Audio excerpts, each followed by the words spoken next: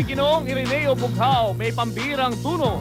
Magsabi lang ng isang petsa sa kalendaryo at sasabihin niya kung anong araw ito sa loob ng ilang segundo. December 12, 1901. Thursday. Susukatin ang galing ng taong humahamon ng kabisado ko, pati kalendaryo mo. Sa mga kaibigang waray, maupay nga kunop hayong nga tanan. Sa mga kabalitaang surigaynon, maradyaw na hapon sa idyob na hurot. Sa mga kakamping Ilocano, naimbag nga malem. Magandang hapon mga kabig, ako po si Julius Babaw. Handa na ba kayo sa 30 umatikabong minuto ng Balitang K? Sabi niya, kabisado ko pati kalendaryo mo. At ni Ginoong Ireneo Bughaw, subalit matalas pa rin ang kanyang utak, lalo na sa mathematics. Sa katunayan, magtanong lang ng kahit na anong petsa at sa loob lamang ng ilang segundo, sasabihin niya sa iyo kung anong araw ito at para mapatunayan, sinubok namin ang galing nitong mamang nagsasabi ng kabisado ko ang kalendaryo mo.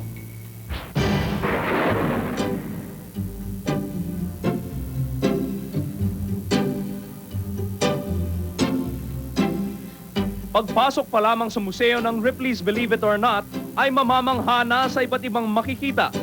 Sari-saring talento, kaanyuan, mga di kapani-paniwalang kakayahan.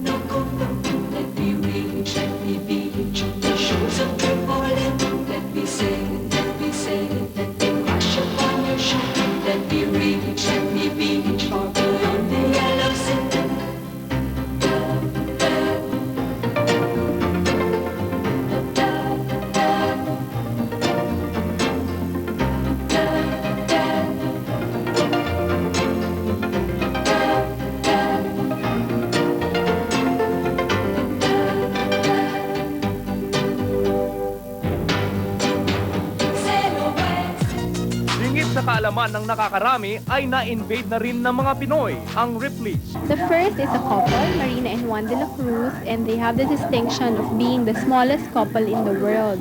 They stand 24 inches tall. And then the second is Levi Celerio, the well-known composer, and his talent is making music out of a leaf.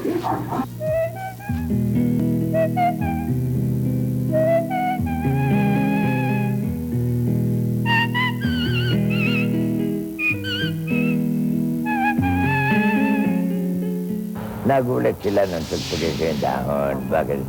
Mga Amerikano siguro hindi alam na maraming mag-inundito niyan. Ako nakalagay, the only leaf player in the world. Sabi ni Jack Palance, watch him.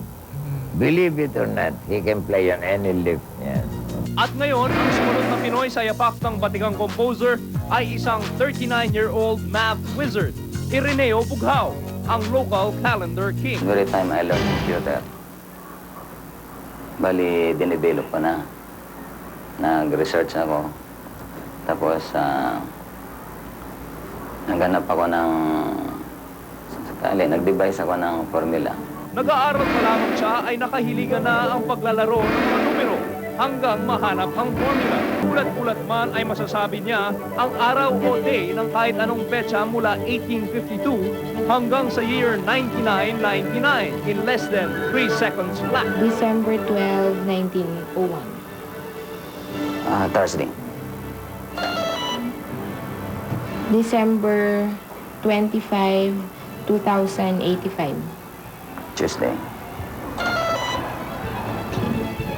May 5, 1902. Monday. April 5, 2071. Sunday. Okay. October 30, 1583. Sunday.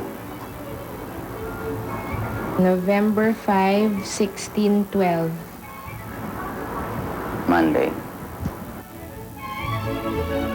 December 31, 9999.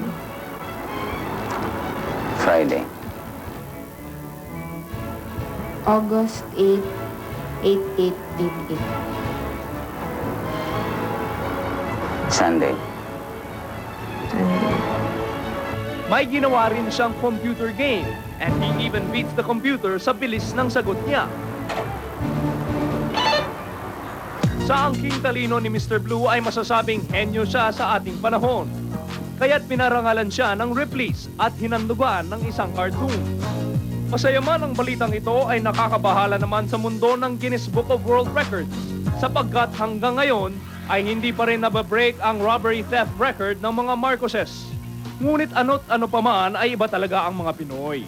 Napapabilang na sa mapa ng mundo, truly world class. Ito ang tuwa na napasama dito sa Ripley's Believe It or Not. Ito talaga ang Pinoy para sa atin.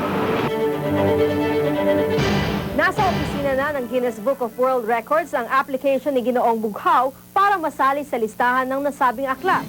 Ito po si Maricar Bautista.